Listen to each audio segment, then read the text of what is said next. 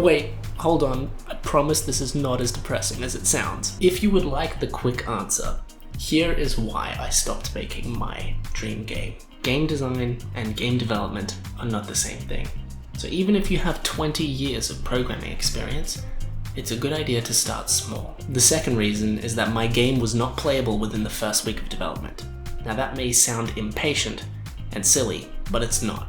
So if that has satisfied your curiosity, then you have my blessing to click away from this video and enjoy the rest of your YouTube rabbit hole browsing.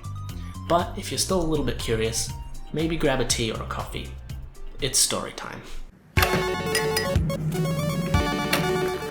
So about a year ago, I decided to start making a video game.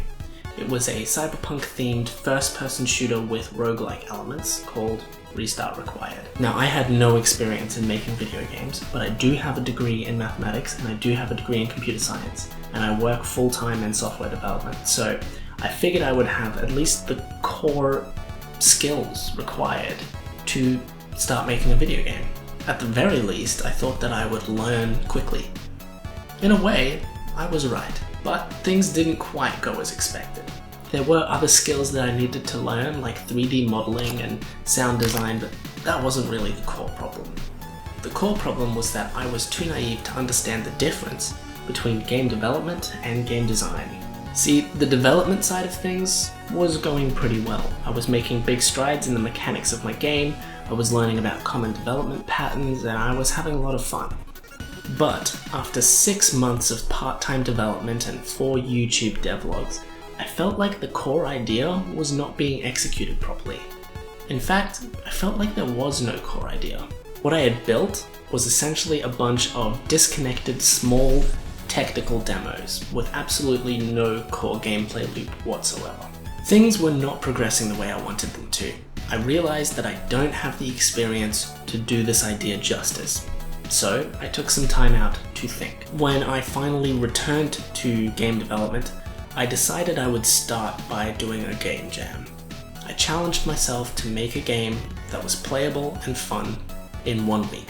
So here are the 2 things that I learned during that game jam that I will take with me into all future game projects. Start small, especially if you're just learning. If you want to learn to play guitar, you don't start with some crazy electric guitar riff.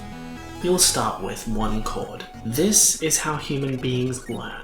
And with game dev, why would it be any different? Dylan, I have 20 years of programming experience and I'm just gonna buy the assets, so there's no other skills that I need to learn. You still need to learn another skill. Game design and game development are not the same thing. You could be an experienced developer and a very inexperienced game designer. So, I think you should start with a really small core idea. Even if it's one that you're not exceptionally excited about.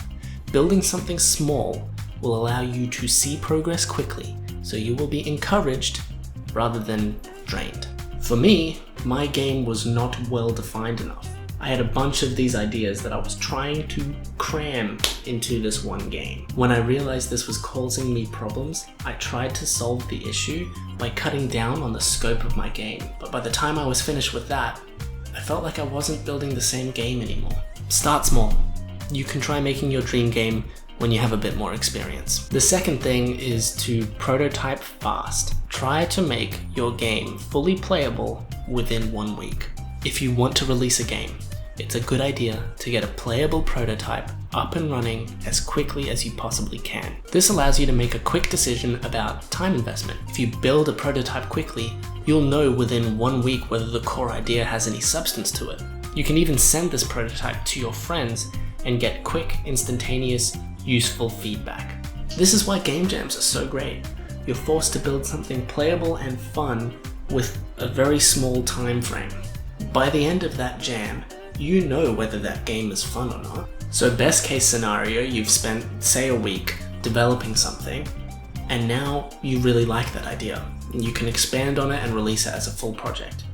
Worst case scenario, you've spent a week learning game development techniques, and you can move on to something else. Lots of really popular indie games started out as game jam prototypes. Don't believe me?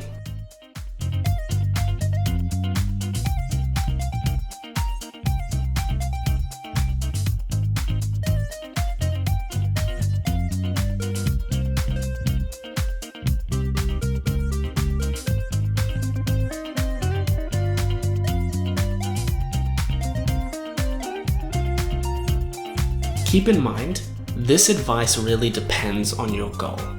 Are you trying to release a game, or are you trying to learn about game development techniques? As a tech-centric person, I got really excited about things like development patterns and cool little concepts really easily, like using inverse kinematics to build a little spider turret with automatic leg placement. I still think this is really cool, and it was a good learning experience and it was lots of fun. But it wasn't necessary to build my game and make it playable. I wasn't clear on what my goals were. I wanted to build a game and release it quickly, but I also wanted to learn about all these intricate little concepts. Those goals don't really match up. I'm sure that eventually I will revisit Restart Required when I have more experience, but for right now, I just want to focus on the result of that game jam, my game Spring&Fall.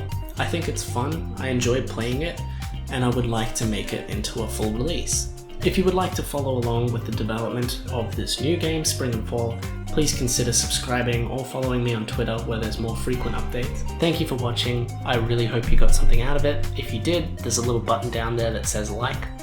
There's another button down there that says dislike, so if you didn't like it, feel free to click on that. I will not get too angry at you. See you later.